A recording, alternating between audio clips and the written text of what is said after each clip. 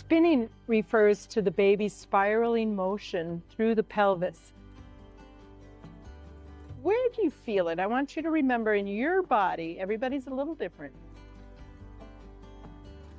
We're not squatting to the ground here because my lumbar spine has just straightened. You might run through the 3 balances and a few of the stretches to get them ready for their epidural. If you push her back too far, she'll get a strain in her muscles. If she rolls too far forward, it'll get kind of ouchy on her hip. This is what we see in labor so much of the time, and it's also why many hospitals around the world have put it into their protocols that you cannot call a labor for failure to progress and take them for a C-section if you haven't first done a sideline release. You're just learning the icing on the cake today. When my contraction comes, I can actually slide my pelvis down her leg, and so I control it from there. Be super slow and nuanced with moving the ball. I'm noticing that you're doing this position that's making space for the baby at the inlet. I'm wondering if you might consider trying to maintain it.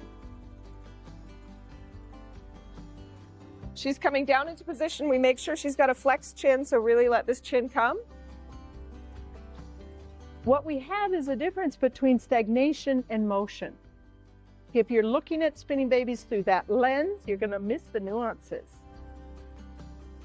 But now the contraction is happening while the mother is in this position. We can do these things to help make space in the pelvis. For the baby to be able to find rotation and descent is incredibly important. Unfortunately, Scarlett here goes through quite a long labor because it's a spinning babies workshop, so she gets all the dystocias. This work is so important, and I'm so grateful that you continue to share this with the world in the way that you do. This is what makes a community, and this is what, brings light to the earth. Thank you so much. Thank you. Thank you.